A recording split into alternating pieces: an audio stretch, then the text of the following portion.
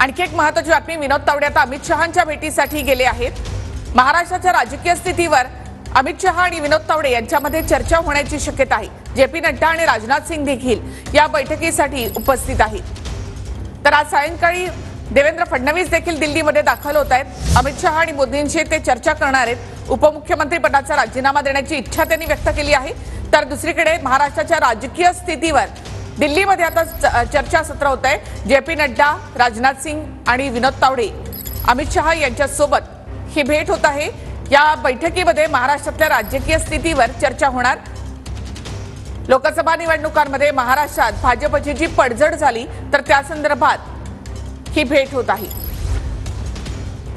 राज्याच्या राजकीय स्थितीवर या बैठकीमध्ये चर्चा होण्याची शक्यता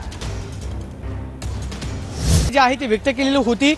त्या दृष्टीने खरं तर या बैठकीमध्ये काय चर्चा होते काही पण महत्त्वाचं असणार आहे। आज उपमुख्यमंत्री देवेंद्र फडणवीस हे सुद्धा संध्याकाळी दिल्लीमध्ये दाखल होत आहेत। देवेंद्र फडणवीसांचे अमित शहा त्याचबरोबर पंतप्रधान नरेंद्र मोदी यांच्यासोबत सुद्धा बैठक होण्याची शक्यता आहे। मात्र त्याआधीच आपण पाहतोय की विनोद तावडे हे बैठकीच्या ठिकाणी दाखल झालेले आहेत। एनडीएमधल्या घटक पक्षांच्या खातेवाटपाची चर्चा जी आहे ती सकाळपासून जेपी नड्डा यांच्या घरी सुरू आहे। मात्र एकीकडे दिल्लीमधलं हे जरी राजकीय खरं तर चर्चासत्र सुरू असलं तरी सुद्धा महाराष्ट्रामध्ये भाजपमध्ये अंतर्गत घडामोडी ज्या आहेत ते मोठ्या प्रमाणावरती घडत आहेत। कारण देवेंद्र फडणवीसांनी थेट जाहीरपणे आपल्याला जबाबदारीतून मुक्त करा अशा पद्धतीची मागणी जी आहे ती पक्षश्रेष्ठीकडे केलेली आहे। देवेंद्र फडणवीस संध्याकाळी दिल्लीमध्ये दाखल होत आहेत। मात्र तत्पूर्वीच विनोद तावडे जे आहेत ते जेपी नड्डा यांच्या घरी दाखल झालेले आहेत। महाराष्ट्रातल्या परिस्थिती संदर्भात या बैठकीमध्ये नेमकी काय चर्चा होते का किंवा विनोद तावडे, अमित शहा त्याचबरोबर जेपी नड्डा यांच्यासोबत देवेंद्र फडणवीस यांच्या संदर्भातली काय चर्चा होते काही पण महत्त्वाचं असणार आहे। मात्र काही वेळापूर्वीच विनोद तावडे हे जेपी नड्डा यांच्या घरी दाखल झालेले आहेत आणि सध्या जी एनडीएची बैठक सुरू आहे त्यामध्ये खरं आता विनोद तावडे महाराष्ट्रातल्या राजकीय परिस्थिती संदर्भात काय चर्चा करतात का हे पण महत्त्वाचं असणार आहे। निखिला,